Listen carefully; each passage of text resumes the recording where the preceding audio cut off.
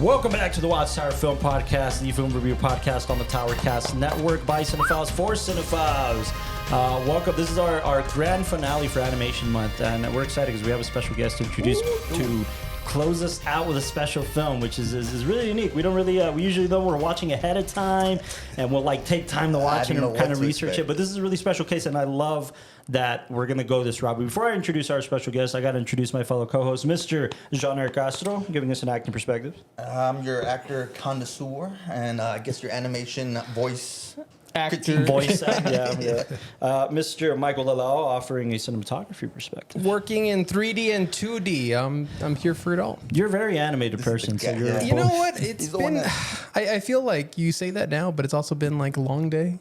That's true. I got to pick that animation level up, so this was a good way to kick back into it. We were up early this morning because we interviewed a very special guest for the Towercast, the other podcast on our network. I think this episode comes out before that episode, so I won't tell you who yet. But be on the lookout. We have a great special guest who we talked to. You're going to need one like that? Yeah, a little bit. I think. I don't know. I don't remember the schedule, so I don't want to shoot myself in the foot here. That is true. But in the meantime, let me introduce Mr. Austin Young, making sure we're sounding good on the ones and twos there. Fellow producer, editor. I operate in 40. You operate in 40. Yeah. Go How does that work? Well, you only operate in 2D and 3D, but I'll operate in 4D. How does that work? Is that like the Shrek ride where you get the smells and the... Yeah. Oh, it sprays water in your face. In your face. You got to bring it back, man. I love I'm it. like an alpaca. When I get scared, I just spit. That's awful. I'm your fellow film servant, Carlos de la Torre, offering a writing directing perspective. And this is WatchTower Film Podcast. Today, we have a special guest in studio, which is very cool. This individual has just been so good to us just in terms of bringing us in into his world a little bit in terms of animation. And aside from that, just a great friend and is the type of guy who will look at our films and give us his perspective as an editor and as a director. And it always is great advice. In fact, I'll talk a little bit about that throughout the podcast because it's great. But we have writer, director, editor, animator, Zach Passero on the podcast today. Thanks for having me. I'm stoked to be here with you guys. Fellow office mate as well. He's just down the hall from us. I know. It's great. It's always A great. rock's throw away. A rock's throw away. Every time you hit something, hit the glass. That's him. That's him. That's Zach telling us to shut the fuck up. Stones. Shut up.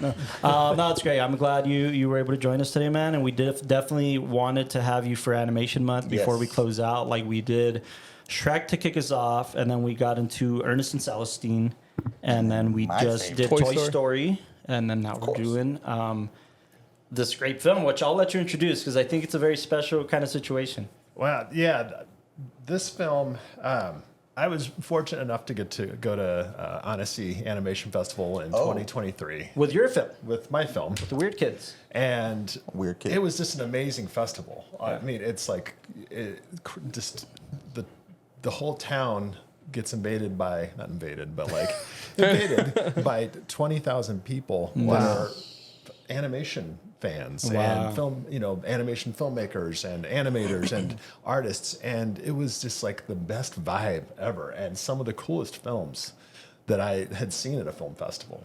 And I saw a lot of great films, and there was this one that I saw, stateside, or the English translation is When Adam Changes, but it's called Adam Change Lentement.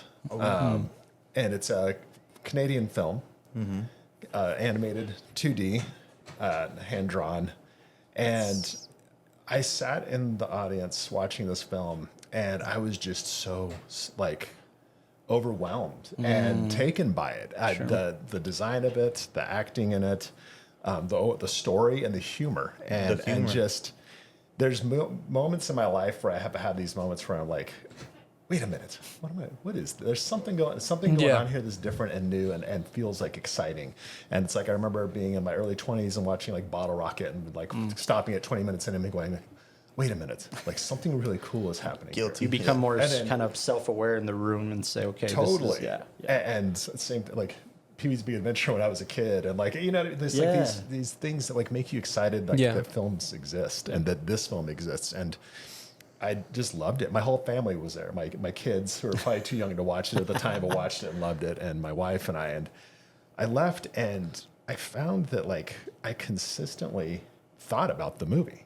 Mm-hmm. Like I've thought about it for the past 2 years. I have a tab open on my phone so that I can like refresh it, every week or two, and then be like, oh, cool. Is there a way to see it again? Like, it just really stuck with me, and it's a special movie.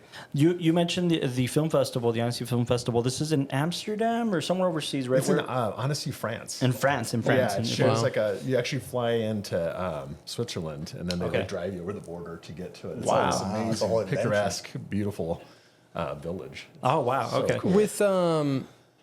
With this film, because it's in French, but it's in like Canadian French. Like, when you watched it, did they have subtitles or any way to see it? Yeah, Or? they had subtitles. Okay, it Yeah, wasn't so just kinda you like staring what at the we screen and watched. being Yeah. like, it's super interesting. What's happening? I did watch a few films like that. They were in like Yeah. Japanese with French subtitles. And I was like, I don't know what's going on, but visually, I'm Yeah, you're Yeah. enthralled. Yeah. Yeah. So I had a few of those incidents, but I think that's fascinating considering I wanted to pinpoint where the festival was because, aside from the French language film, you have, like you said, so many people from different walks of life, different languages coming to one festival to really appreciate this art form, right? And the number one word that pops into my head in a situation like that is the films better be some version of universal.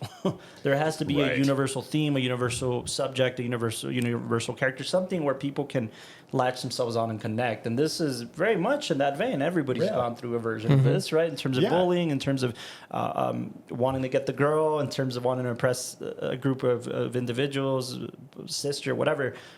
This very much is that. And anybody around the world can really attach themselves to that.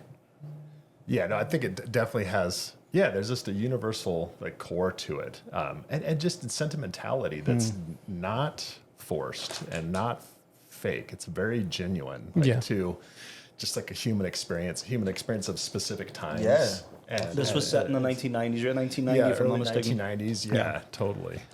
So the film's about a young boy, 15-year-old boy named Adam, who has an interesting, what do we call them, skills, an interesting situation where anytime he feels offended or heavy-hearted in any way caused by someone else, whether it's an insult or Anytime somebody like makes a remark towards his body Yeah. and maybe His either physical. like picking at it or Yeah. poking fun at it, it just accentuates his actual body. Like Yeah. it magnifies whatever the situation is. whether, So- like, for instance, one of the big ones was like somebody says yes. One of the guys he's working for mowing his lawn says he has tiny hands, so his hands naturally go up from being normal to like smaller hands, or again the long torso thing from his grandma, and he just kind of Yeah, extends. and his grandma kicks it off. That's the fucked up thing is that the root is the grandmother. Yeah.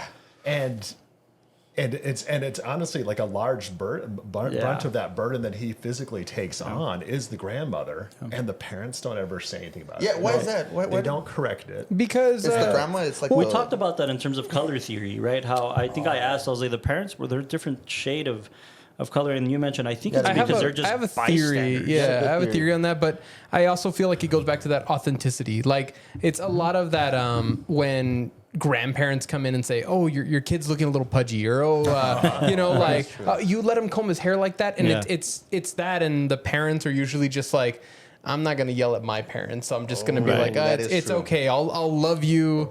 At home and let grandma just say whatever grandma's gonna say. She's only got like 5 more years Right. anyway. Like it's fine. I came out okay. So Yeah, Right, exactly. right. You know, but I feel like it falls into that.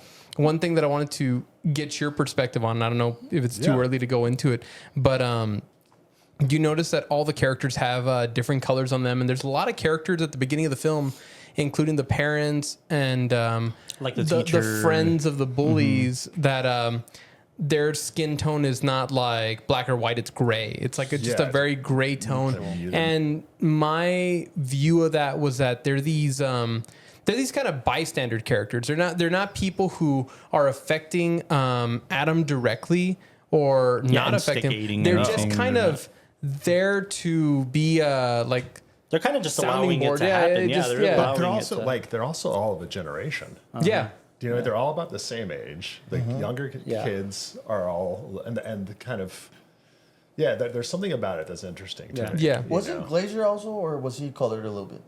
He was colored. Like Yeah, all but he the was people, instigating. all the people who Yeah, had he a was direct effect. instigating, You know, I it's thought all. he was kind of great. That's No, I think that's a good big part. theory. I'd argue too, kind of on that front with the parents, because the parents were just kind of letting this happen when we kicked off of the grandma. Yeah. They were kind of just like, yeah, well, anyways, that's sad, huh? And they kind of They kind of like facilitate circumstance Yeah. by just like letting it happen. Like Exactly. when anybody gets hurt, they're just kind of there. Or like later on in the nobody film, moved the they're like, pole. oh, by the way, we got you a job for the summer. Or hey, here's your twin cousins or your uncle who's, you know, a little off. Like, let's Right. just give this to you. Yeah. And they don't have any more interaction other than Right. just we're here. We're just these, you know. And I like that you mentioned the uncle, because the movie, I mean, I thought about it a lot after I saw it, but I only saw it once. Yeah. And years later, I started rewatching it, you know, before we recorded this. Yeah, and yeah. watching it, the uncle lives with the grandmother. And you see how, like, That's the first interesting. physical thing that happened, like the first few physical things that happened to him were like, you know, his torso grows, his eyes spread further apart. Yeah. It's almost like his uncle is like what happens if you live with that That's for interesting. Oh, wow. 40 or 50 years. You know, Yeah. I didn't the catch uncle that on the probably didn't screen, start yeah. out like that. That's true. He probably is just like this. Even the whole thing of accumulation. like his gums showing more and all that kind of stuff. Like it's just Yeah. Because you don't, at first glance or at first screening, you're kind of like, all right, that's just one more thing to kind of add to this kid's kind of quirky situation. But yeah, you really just start to think about it. And this, there's a lot of it's again, it's subtle and Yeah. it's not like heavy-handed, but there's a lot of intention in there. Sure. And and I Absolutely, think yeah. with any film, there's happy accidents, but I don't attribute that to that. yeah, to no, to especially a lot of it, in you know? in animation, right? You're spending Yeah. how much time with these films and how much Yeah. time with like the story and sequences, especially when we talk about something like it being hand drawn. I mean, I don't think there's any animators who aren't having such a deliberate hand on every movement that's made, Yeah. every scene, every position. Like every time I'd see the framing change from it just being like Adam in his bedroom and it's just a side profile where we see the wall and everything, I would think, okay, we're meant to focus on him. But then the second we turn towards the window, it's a completely different experience. You're watching him compared to the outside world and things that he's afraid of that he doesn't understand, and this being his safety. Like it adds a whole different emotional tone, but again, very intentional. Not these not like in film, like when we're shooting and we're like, oh wow, like there's droplets on the window and it's during a sad moment, and what a happy accident that was. Everything's very crafted. I guess. the perspective is everything, right? And there's nothing better. There's no forum, no medium better than animation to give you perspective, very specific perspective. And I mean, we're seeing Adam the way he sees himself. Yeah. Quite literally, right? Like we're literally seeing at least what inside coming out. Like this is how I feel. I feel like my hands are small. I feel like my clothes don't fit me or this or that. So that's really interesting. Before we continue on, do you want to do ratings? Oh man, I need to live with it a little bit more. This one's an too interesting bad. one. So we Too bad. typically, Still thinking traditionally, will give a film a rating between 1 and 10, and you can use decimal points to be specific if you wanted to. This one, obviously, in the terms of what it's contributing to either animation and or just cinema in general, right? What is this film trying to say? How do we feel about it? That type of thing. Well, This is Zach's pick. It's your film. It's not my film, but it's my pick. It's your pick. Your pick. And I mean, honestly, it stays with me. It's become one of my favorite films. Yeah. I'd give it a 10. You give it 10. 10 out of 10. All right. 10. Absolutely. Just want to go in order here. Yeah, we can go This one's counterclockwise. interesting for me. I agree with Costa. I do need to live with this one a little more, and I agree with Zach too. I think that some of the more interesting films don't hit you like a truck on its first screening. You end up sitting around for a few days and thinking, oh man, it just comes flooding back to you. So I'm expecting that. Everything you guys are saying, I'm expecting that just to kind of come back in the following days or weeks. But I'll probably, on just initial screening, just kind of walking out of it and feeling like, holy shit, what did I just walk out of? That's interesting. I'll probably sit somewhere at like an 8.7. Just all things considered. We've talked about so many animated films this month, and again, we always try to give our ratings in terms of just quote unquote cinematic scale on how we feel where in cinema this lies. So I think I'm comfortable somewhere at an 8.7. This is fresh. This is new. The style is something we quite haven't seen. I couldn't even liken it to to anything. We're trying to pinpoint like maybe it's this or maybe it's that, and it's not. Right. It's really an interesting kind of unique. There's like thing. feelings. Like there's a feeling I get like when I looked at underground comics when I was a teenager. There's a feeling that I get like when I watched MTV's like Liquid Television or something. Absolutely. But it's not that, and it is so beautiful. Very fresh and its own thing for sure. So yeah, I think I sit somewhere there. I'm gonna go 8.9. 8.9. It would have been a 9 if the animator didn't chop off the legs of the cat and took the time that cat is so good. took the time to animate that poor cat walking. I was like, were they just being lazy like that? It's like, oh, it's a cat with no legs. You just need to pick it up and put it down. And then, and then you end up figuring out that because of the bully, it comes into the equation, right? It's something that he cares about that's fragile, just like him. And he has to go in and save it. Now he kind of punched the bully. Yeah. Now that's like his fuel. It ends up becoming an important thing in the story. So. Love the cat. Yeah. Kitty's good. 8.9. 8.9, Mr. Grassino. Oh man, just living it with it right now. I'll give it an 8.8. And just for one key reason that really stood out for me was the quietness. When something awkward happens. Because I think we've all been there. We have to sit in it. Yeah. It punches that much harder. Yeah. The way they just left it. Like, it was kind of awkward at the beginning, but then you start noticing, like, oh, they have to let the emotion sink in, the awkwardness sink in. Yeah, it's not like, I don't know, sneezing on your crush's face and then just be like, I'm sorry, and walking away. It's like, oh no, we're going to sit there. Yeah, we're going to let it simmer a little. I loved it. And that's one thing the acting.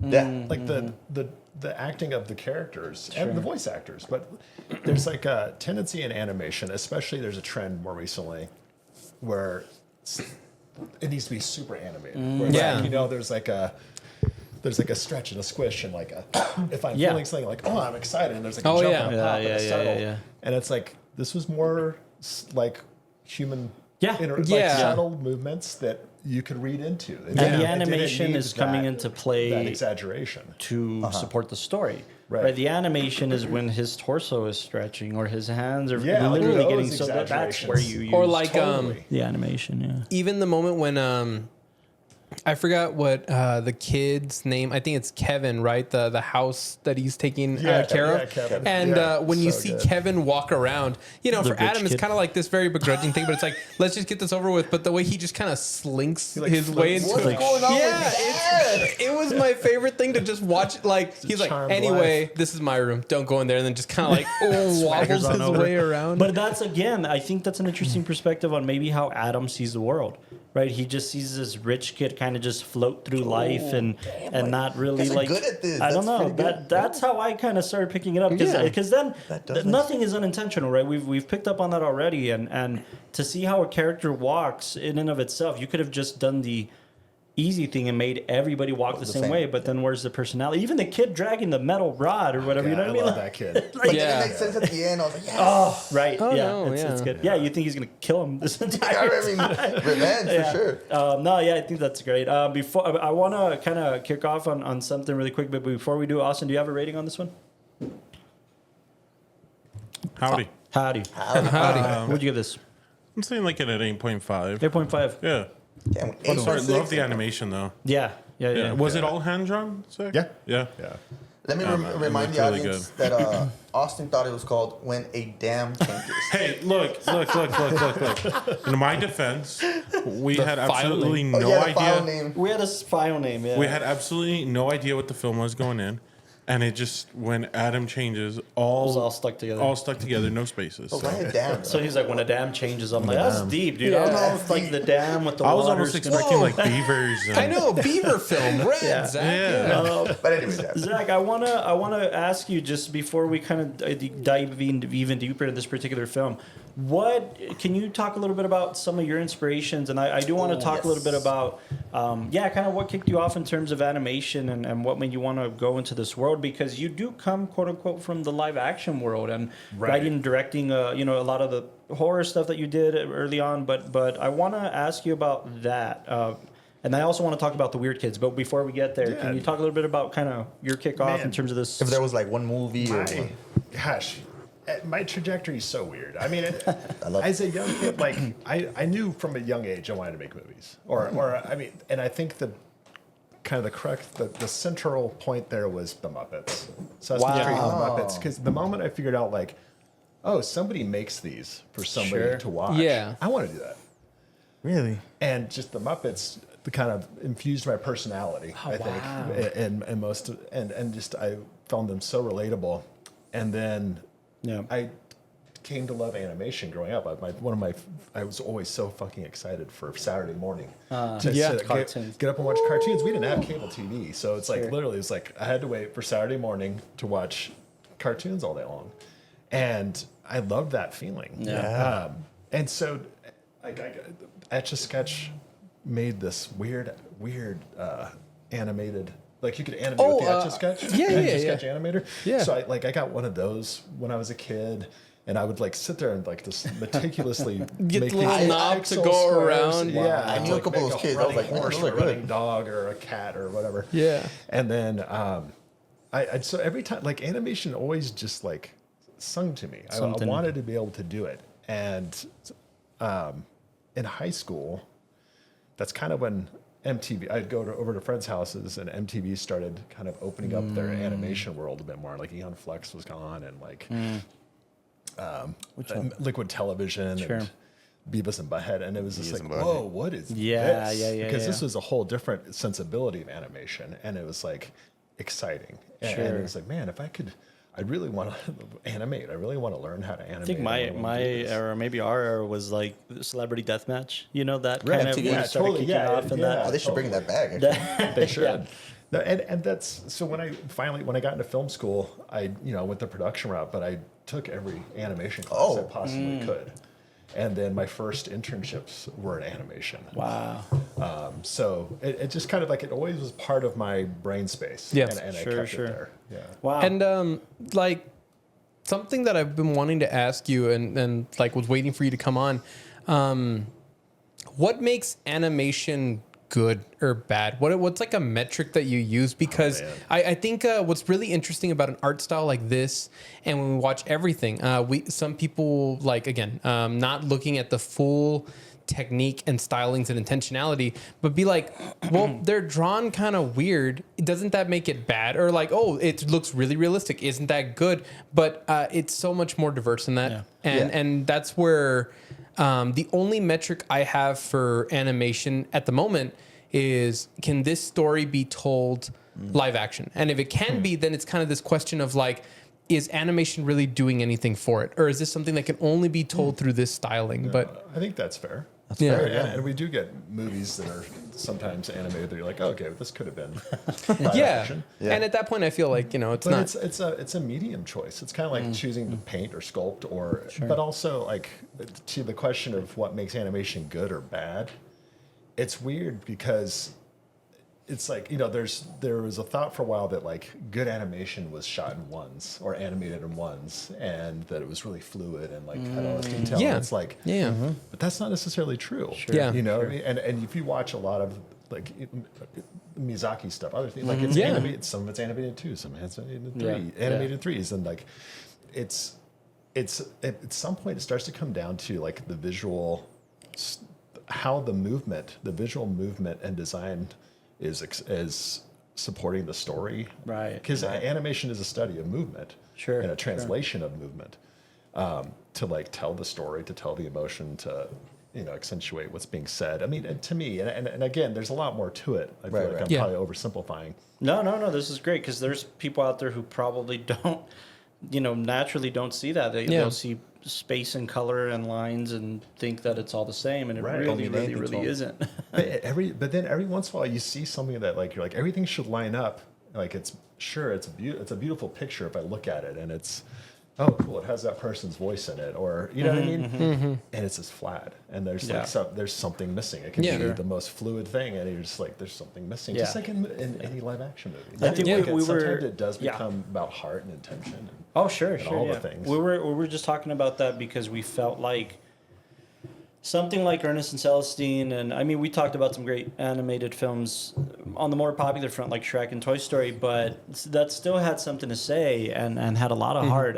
But we were talking about how it gets to a point where nowadays, and I feel like there was a version of this in every generation since the inception of animation, but it's just sugar. It's just colors and and 15 minutes of colors thrown at a kid's face so that they can be entertained while their parents run an errand or whatever.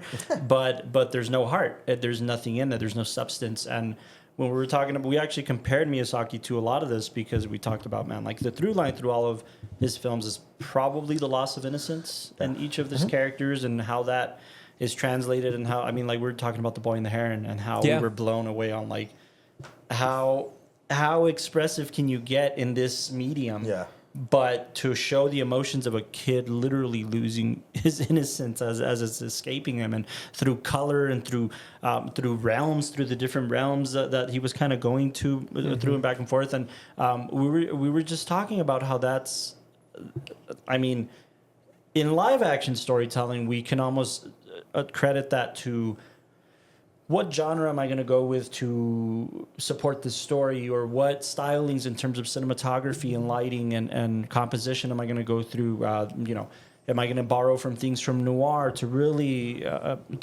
emphasize the contrast in a certain situation and light and dark and good and bad or whatever? We ask ourselves that in live action, but in animation, it's like, well, how about we use this type of animation to help support this specific story? And it feels like if there's any through line in terms of process, that seems to be it. And again, it sounds oversimplifying it, but I think people out there might benefit from understanding, like, the different animation styles hopefully are very intentional with each filmmaker. Right. No, and usually it is unique to a filmmaker. You know what I mean? That it is. Do you feel that way about your film? Because I do want to talk about the Weird Kidz really quickly, because this is it's great and currently seeking distribution, but it's such a phenomenal film. We've been able to catch it in a few different situations, whether it was kind of family friend screenings or screenings for the El Paso Film Festival, or just kind of giving each other feedback in certain situations, and it's been great. It's been great to see every, and you've had 10 years of iterations before we even met, but the iterations that we've got to see up until the last screening, which had so much in it, but it is a very unique animation style that I see in a lot of your work. So can you talk a little bit about where your kind of influences come from, if any? Or my influences, I think, specifically for Weird Kidz, because it was so, the inception of it was like a nostalgic, like a nostalgic kind of a flash that came when I found out that I was going to have a child, when my wife was pregnant. Oh, wow. And it suddenly just made me think about how I grew up. And it was like this backtrack of like, how did I grow up? What was I into? What made me want to become, what made me what I am? What made me want to become a filmmaker? What inspired me? And your wife also helped. She worked on the film. She didn't know what she was getting herself into. She did the backgrounds. All the backgrounds, Was it I guess a feeling of like, how did I develop these ideas because I'm going to have a child and they're going to start developing ideas, and like that kind of play? Yes, and then there was also these realizations where it was just kind of like, there's going to be stories I'm going to want to tell my child when they ask me about how I grew up. And then, but also, wait a minute, and it came back to this thing of like, gosh, like, I remember like at 16, 17 being like, I'm going to make an animated feature film one day. And man, I didn't get to do that. I haven't done that yet.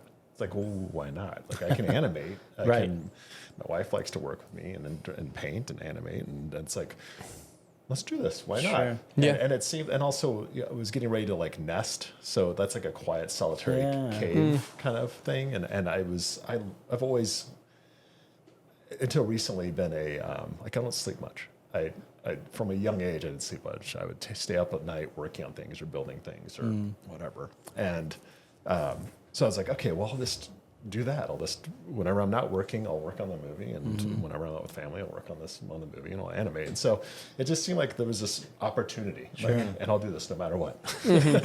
And so it was kind of making myself fulfill a dream that I always had. But also, once I got into it, it just became like, once I started writing, their characters were there. And they were ready to come out. And just like the whole story and adventure came out, and like all the peripheral things that we didn't get to see. And it's a story about, I mean, sure, you're pointing out the two things that the story has in terms of there's a side of it about parenthood in a sense, naturally with the creature and the different situations, but also the lack thereof in terms of like the kids and kind of what they're missing in their own lives and some of those upbringings and how they affect you as an adult. And there's a lot of that. There's so much that. How they affect you as a kid. And your perceptions and just how you... And there's just such a weird adolescence, and I think when Adam Changes kind of hits on this stuff too. Adolescence is such a weird period of time. It's like you're living through body horror in itself. And then you're also watching all these other people.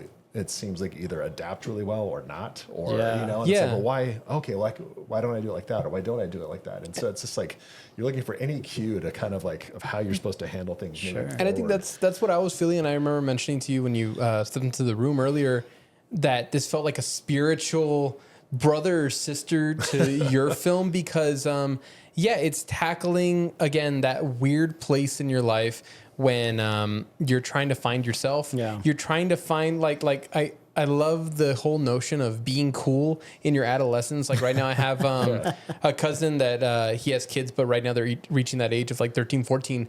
But when you talk to them, it's amazing that period in time that it's like, oh, so that's why your hair is like that, because that's cool. Yeah. And that gets you points. And then in Weird Kidz, it's like the cigars.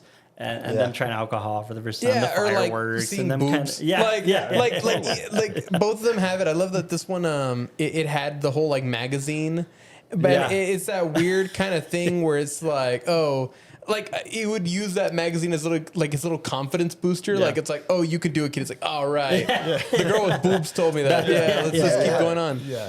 No, that's great. I do think. No, I agree. I think that there's a good, interesting kind of kinship between these two films. I mean, we're telling people about them, and go to a festival that will be screening it in the meantime, or be on the lookout through like social media pages, at least with Weird Kidz, on terms of distribution and where it's going to be playing. Because there's Joel a great... Vadril, the director of When Adam Changes, has like an Instagram. Okay, post put up on there. updates. It's like an awesome band. Did you? I'm sure you guys either through the festival or thereafter, because I know you recently spoke to him. Did you talk about kind of any of his influences or? No, I have not had that conversation with him. The festival was a big thing, and it was cool to see. Like I think that his film got a great response, and he had a good group of people with him, and so I saw him around. Okay, but I didn't get to talk to him, and he was really cool when I reached out because when you all asked me to pick a film, I was like, and I have this list in my head that I go down. But I'm like, what have I thought about the most? And a lot. That's what we want. And what have I? Would I really want to see again? Yeah. And what would be surprised? Like what is I could name some other ones, but it's just like more than likely they've probably seen it. They're going to see it again, and we'll talk about it, or whatever. You know what I mean? And so that's not what we expect with you. I think this is what we expect with you because you bring say that.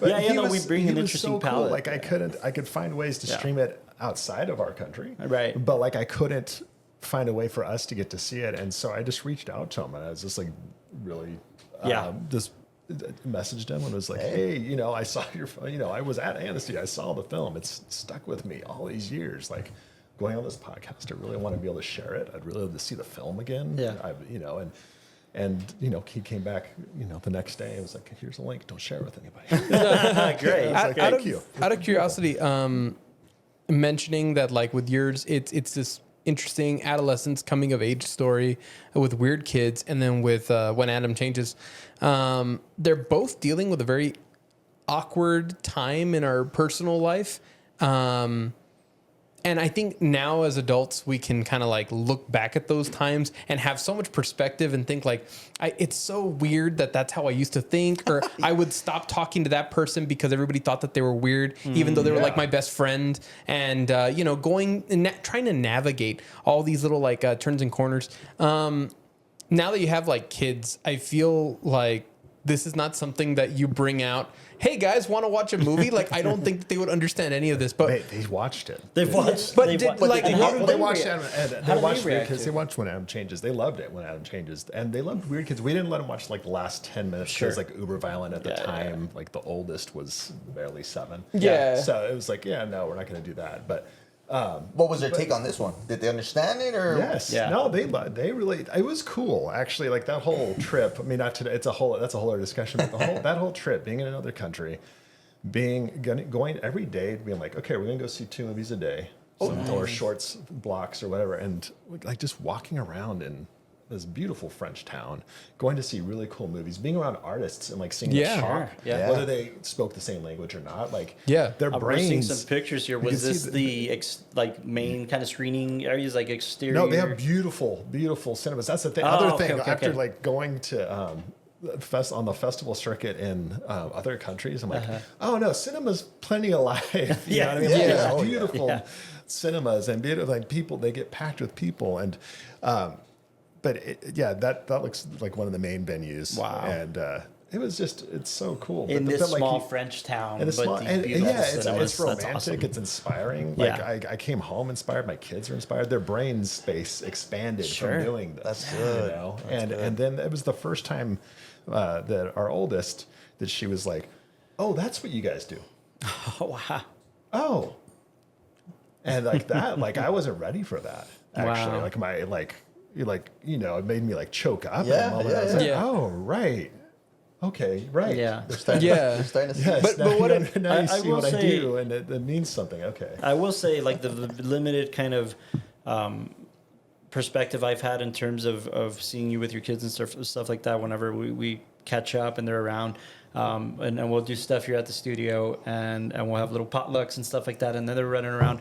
But what I think is the most fascinating thing, and I don't know if it's just because of the air here in this place or the people, but our good friend Chuck will bring out a 16 millimeter print of like a Looney Tunes thing or some type of Warner Brothers cartoon or Chaplin film or something, and the kids are fascinated. They're sitting in front of the screen of hearing the projector world, and they're like, and I think I caught your kids a couple of times like going to the projector and being like, how does this magic work? Exactly. Yeah, I've tried to explain it sometimes, and it's just like it doesn't make sense. Yeah. It's a whole other. Like, sure, it makes sense that things just magically show up on a screen when you push buttons and click around on a Apple TV or whatever. Yeah. But like this mechanical thing makes absolutely no sense. Like, Mechanical to them.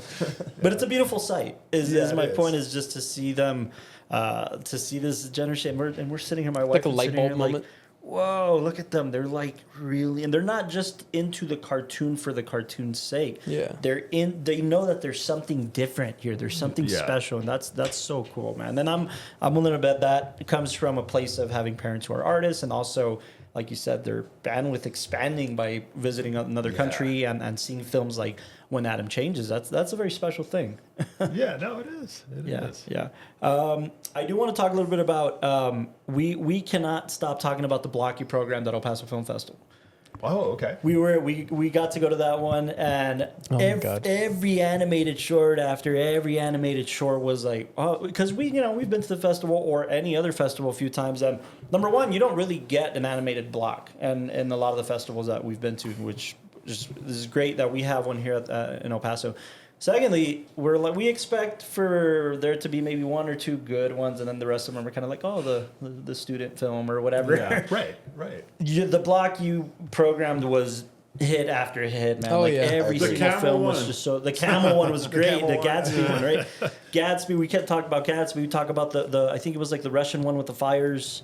No, Sam Chow. Yeah. The his Santa team Claus is one. amazing. Yeah. The Santa Claus one, and then Yeah. obviously the one that won, though, about the menstrual kind of situations and inflamed and everything. Every single one you picked were great. Can you talk a little bit about that, the programming side of picking I was these so films and excited stuff? when Carlos, I just was nudging him, was kind of like, you really should have animated. And then coming back from Annecy and coming back from like going to other festivals where, I was showing an animated film, but because there also were usually animated shorts blocks, and it was like, there's so much cool stuff being made. Yeah.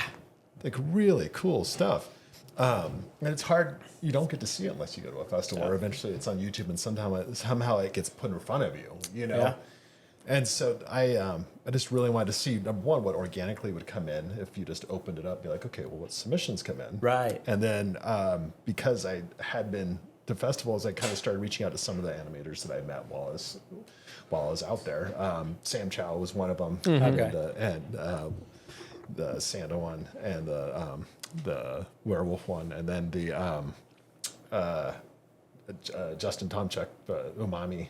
That was your favorite. Yeah, dying over that. And one. then the rest kind of filled in when with submissions, and it was just so cool to get to watch them as they came in. It made me so happy. That stuff is, I don't know, that stuff inspires me. Like, it's also wonderful to see that we had people who worked on those films coming out for these, like getting that kind of perspective. And I mean, I think that's what film festivals do. It's all that hard work you invest into something. Sometimes it can feel like the most isolating experience. Like you're nobody gets this. Yeah. I mean, we've had even with our films, like with the shorts and all that, like we'll tell our families and friends like, oh, this is what I'm working on. They're like, that sounds nice. And they don't understand, but being at a festival, like for us, it was almost addicting. Being at a place where everybody's on that same journey. Everybody's going through the same experience, and especially for animation. Like, I mean, hearing that like these short films that were like 5 to 15 minutes a pop.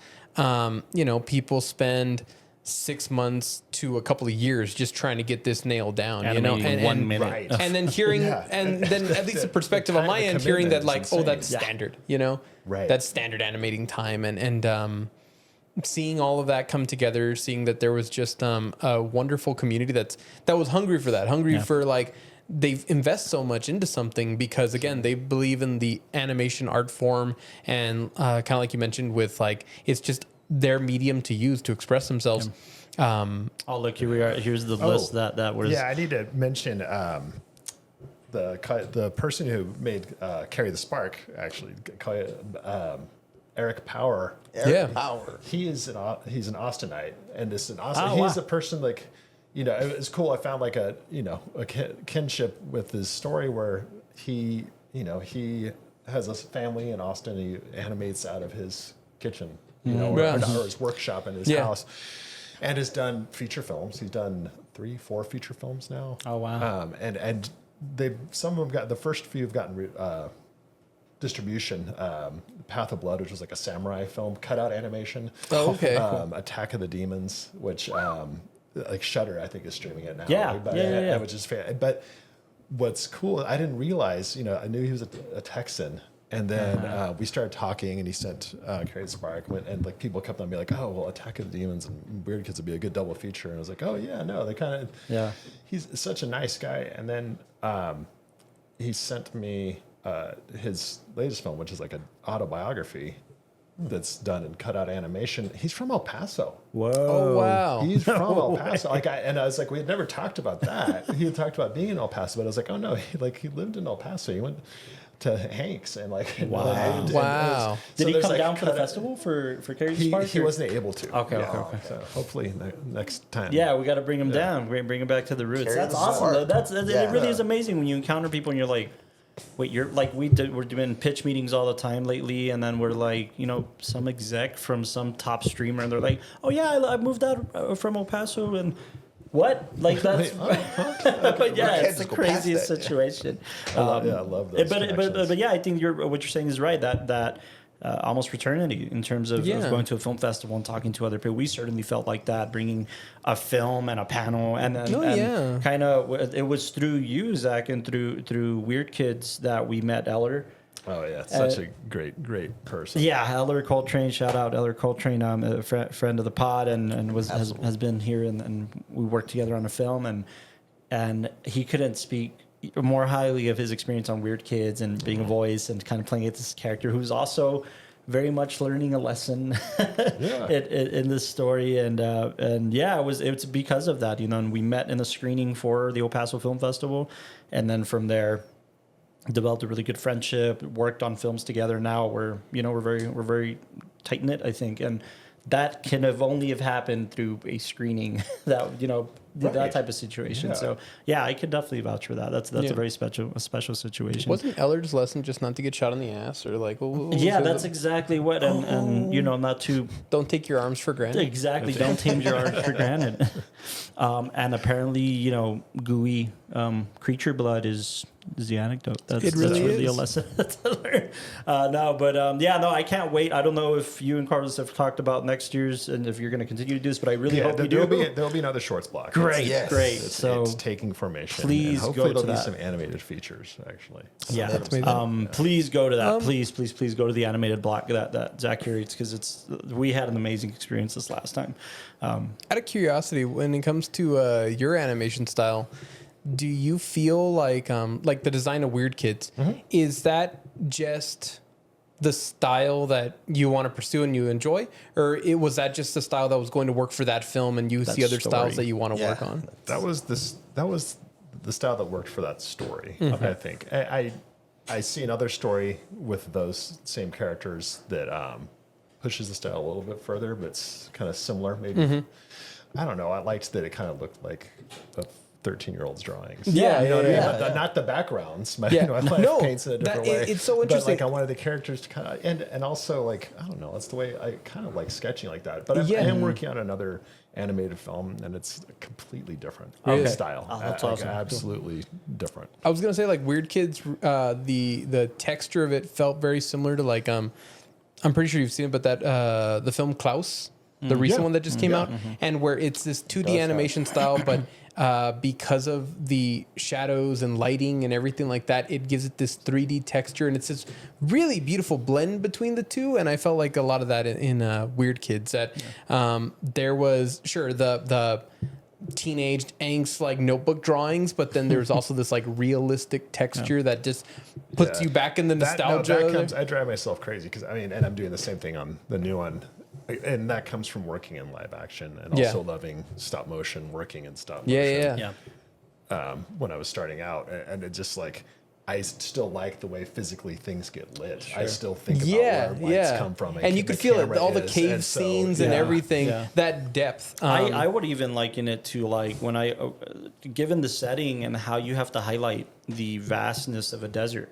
And I thought a lot about There Will Be Blood and No Country for Old Men. A lot of these kind of neo-westerns on just the space and how we're going to frame it in the composition and the eeriness of it too at night.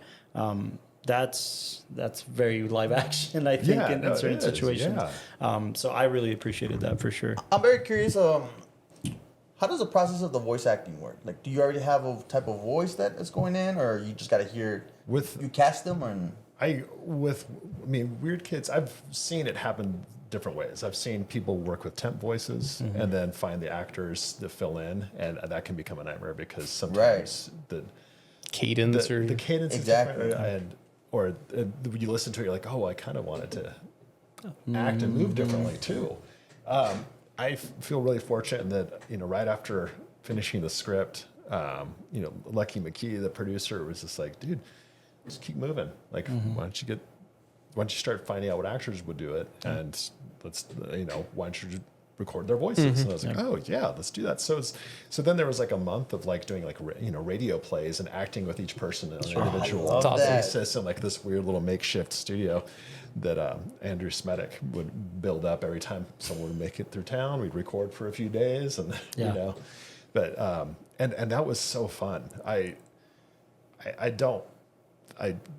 like I don't know, I like taking break. I like doing multiple things at the same time, and I like things changing.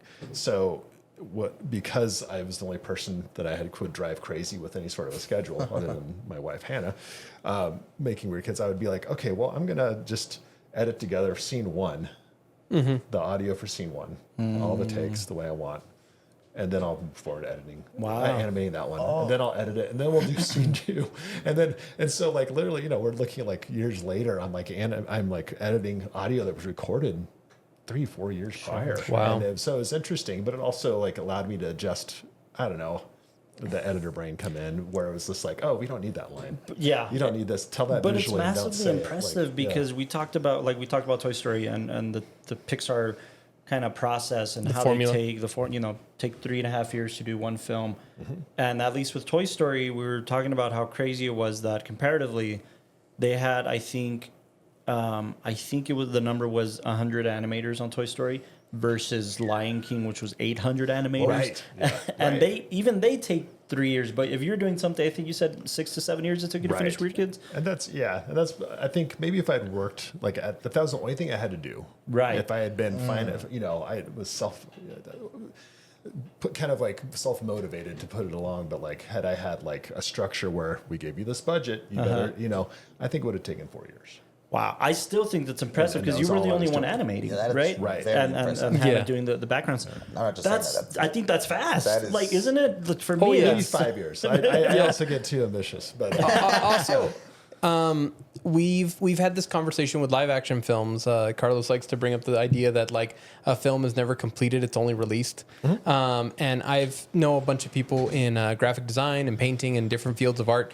And the interesting question I always have is like, how do you find completion? How do you find a moment when you're done? Because also with a project that's so long term, it almost becomes a rhythm of just like, that when you're going to get in there, you're going to keep adding chip by chip by chip. Yeah. But that day that you're like, oh, it's done. I should stop here because I'm going to be over sanding it. I'm going to break something. Like, how did you find that? What was that day? That was that probably came 6 months ago. I mean, I think Really? because the problem became because I was doing all the compositing, I was doing the animation, I was doing the editing, I know the workflow for post.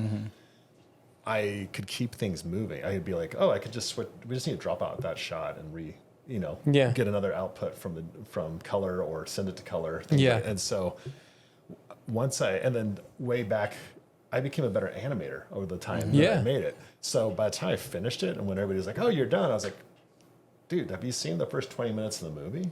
Like it doesn't, like the animation doesn't even look the same. I noticed that on the last screening because I was tell Austin, I was like, dude, there's new shots. And like there's new shots and they look I started like... over and I reanimated the first 20 minutes. Really? But I was like, this was part of my letting go process was I was like, light touch, man. Yeah. You can't start all the way over. You're going to drive yourself crazy. Yeah. Like there's always the stories about the artists that like eventually get put in mental institutions because they can't finish things, let things go. So I was just like, when it's passable to your gut, that's fine. It's okay. Like it is meant to look like a 15-year-old drew it. Right. You know what I mean? Like it's, but there were things that weren't passable and in contrast. And I did want it to look, people to watch it. And you want to give a good story.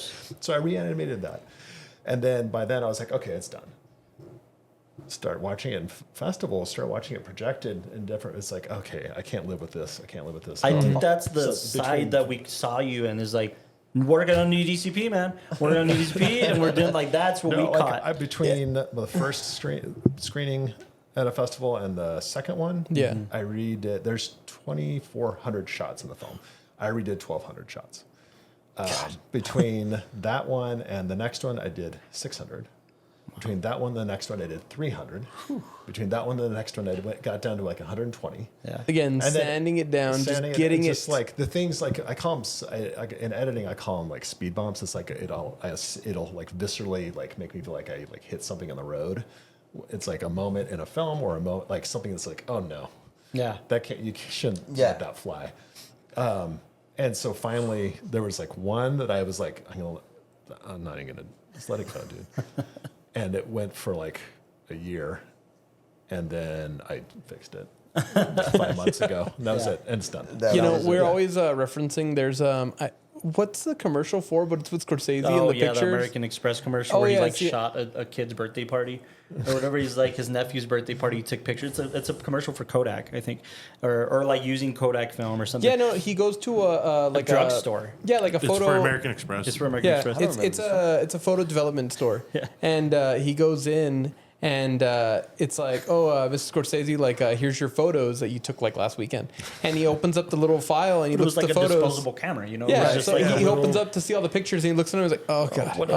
No. And he's like, the composition's off, the lighting is bad. He's like, here's the protagonist. And it's like, here's the antagonist. Yeah. So good. And then it ends the commercial by saying like, oh, the American Express, I can redo whatever I need to. And it's like, hey, Timmy, how would you like to turn 5 again? Yeah. You know, and like, it's that whole like maddening thing that you will like run yourself ragged if you want to try to get everything perfect. It's just, you have to reach that moment where it's complete. It's there. Yeah. I think in live action, find peace in it. In live action, and we had this recently.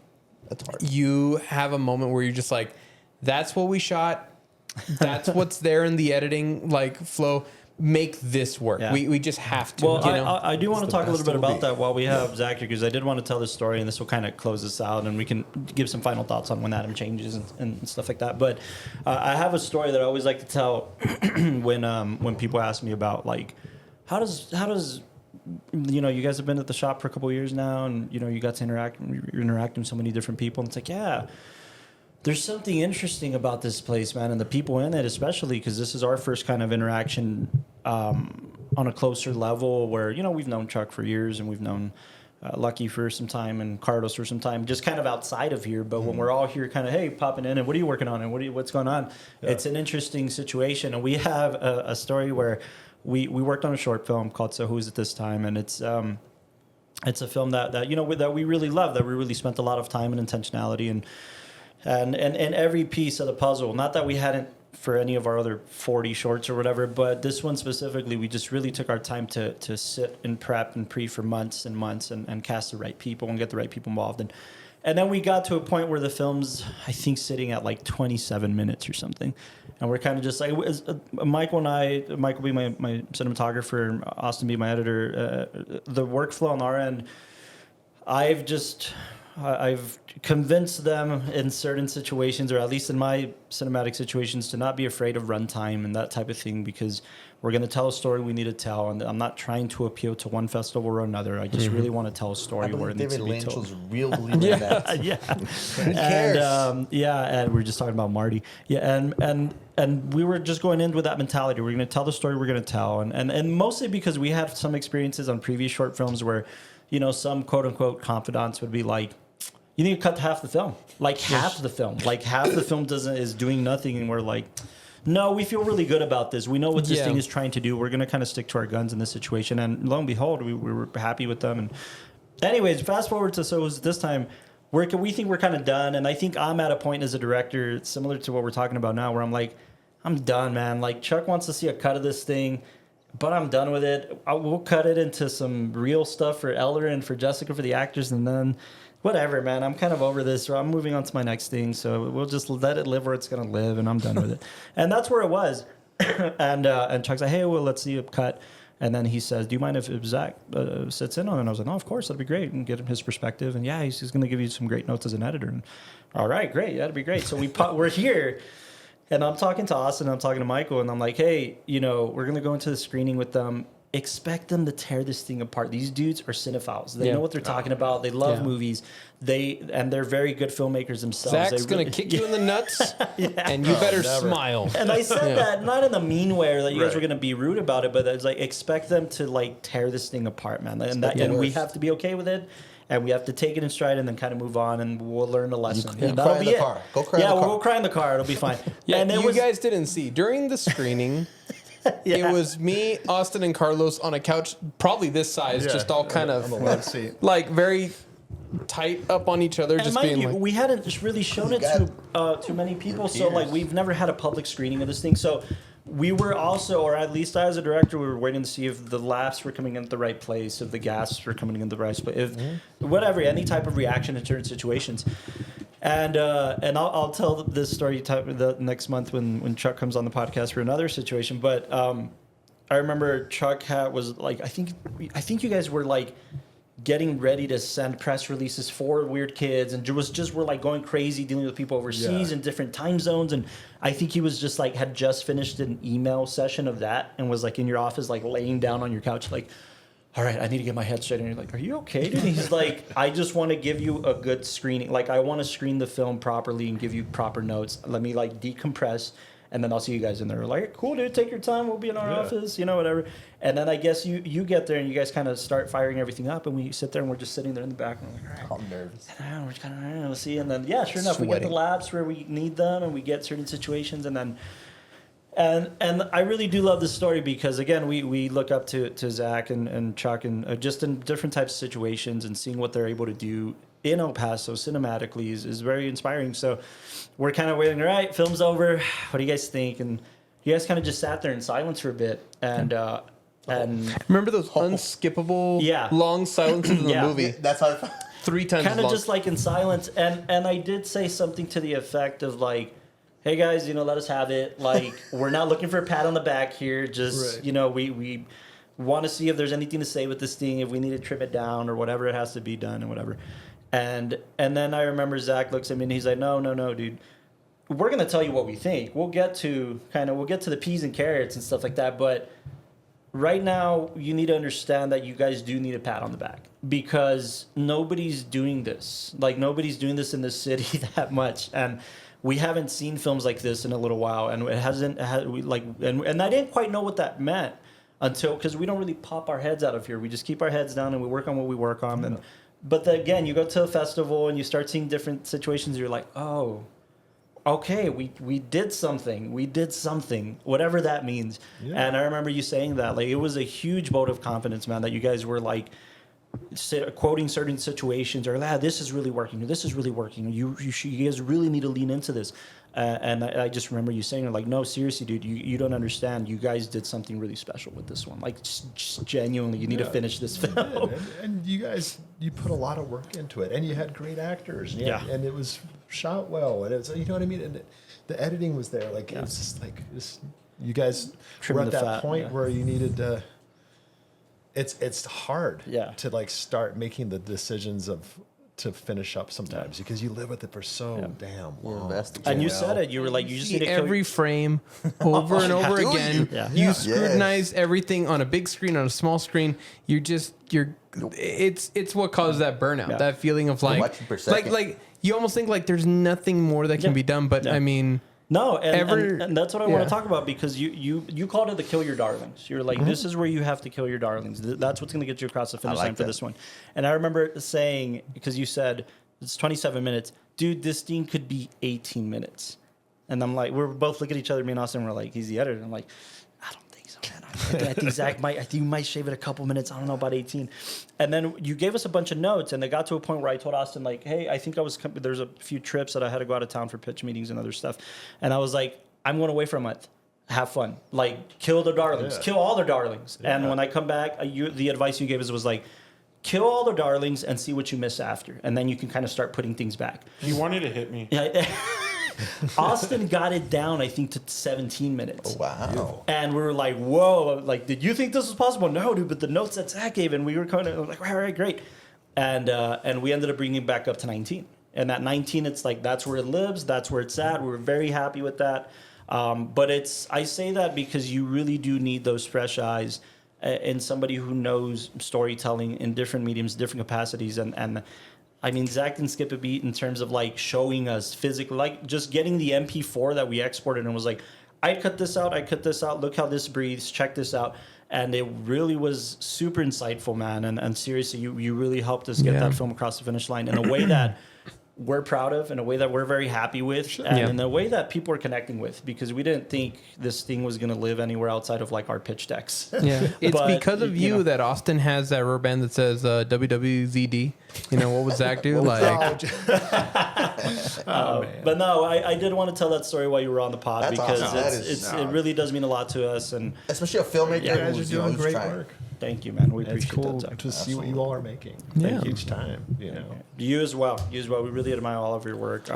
We always want to offer like the same kind of like help. Like if you ever need anything, we're always here. Absolutely. But I can't draw for shit, and like I'll make it. He'll need that. Maybe he needs like a 3-year-old drawing, and that's where you come in. How disheartening one day he comes in like, you know, I'm drawing it, but I'm just too good, Michael, please. Like, I need you to try your best so I can get something that's like authentically shitty. No, I'm kidding. No, genuinely. No, it's really great, man. And that's how, even when we were watching Weird Kidz and telling people about it, we're like, who can we get eyes on this thing? This thing's special. Like, this thing, people need to see this thing.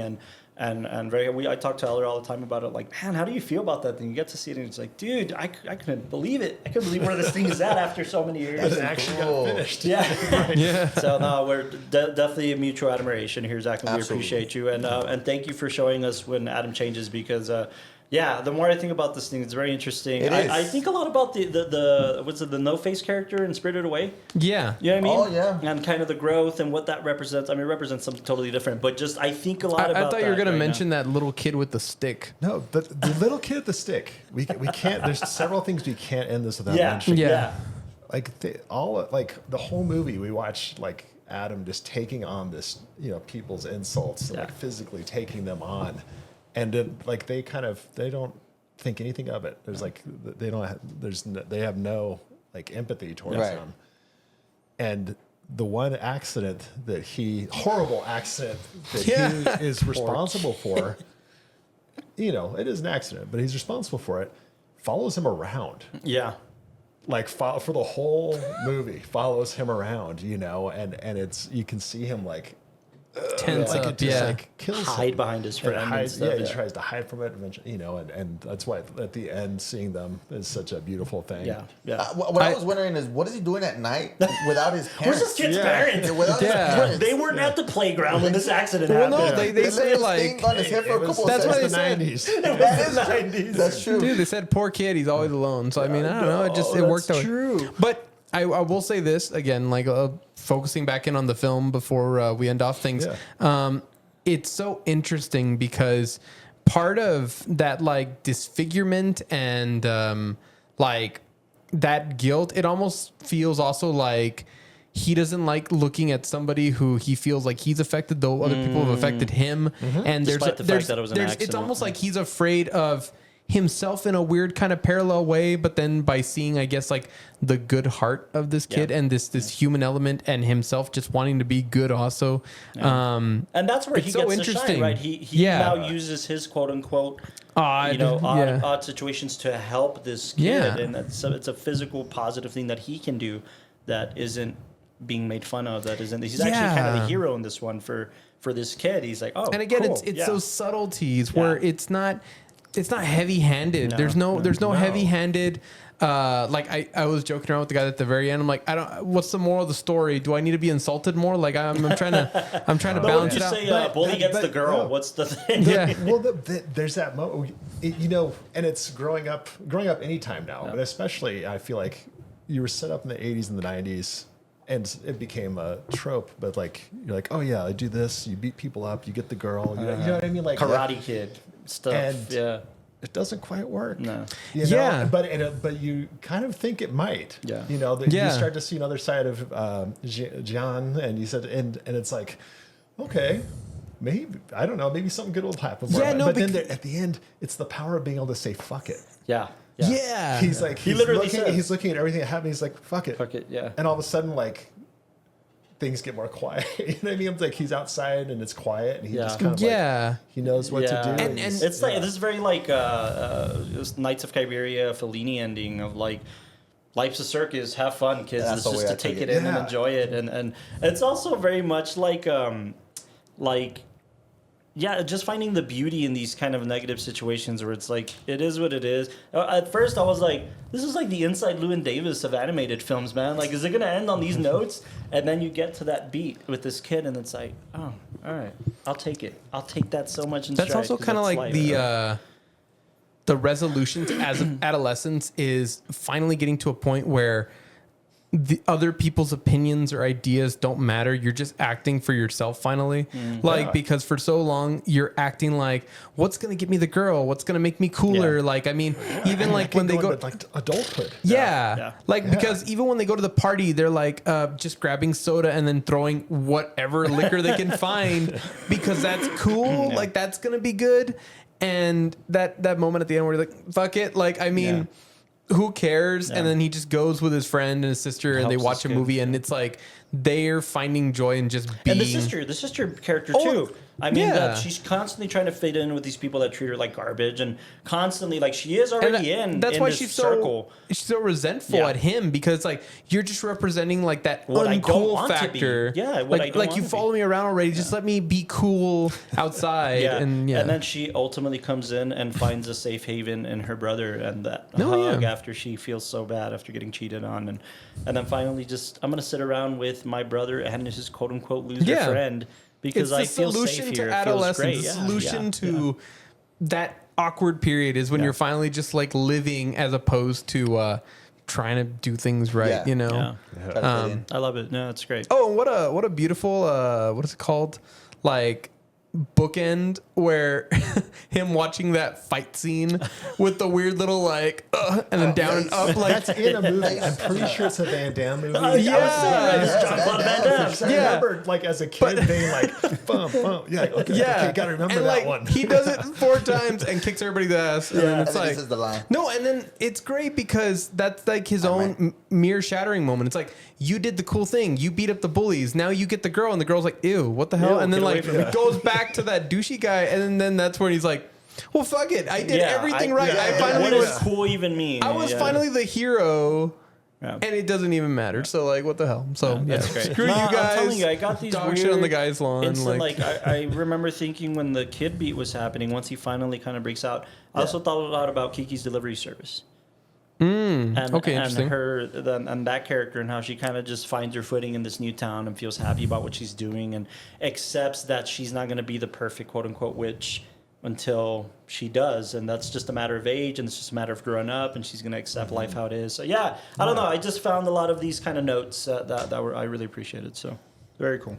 Yeah, no, and thank you, Joel, for letting us watch. Oh, thank yeah. you for the screener and letting us. Yeah. And thank you once again for curating offering, curating something that's special. And I know not a lot of people have had the opportunity to see, but it definitely more eyes need to get on this film. Just keep an eye out. Do you know? Oh, sorry. No, I like how you phrased it. That it's pre-read is kind of like a horror show. The body horror and all this. Body horror show.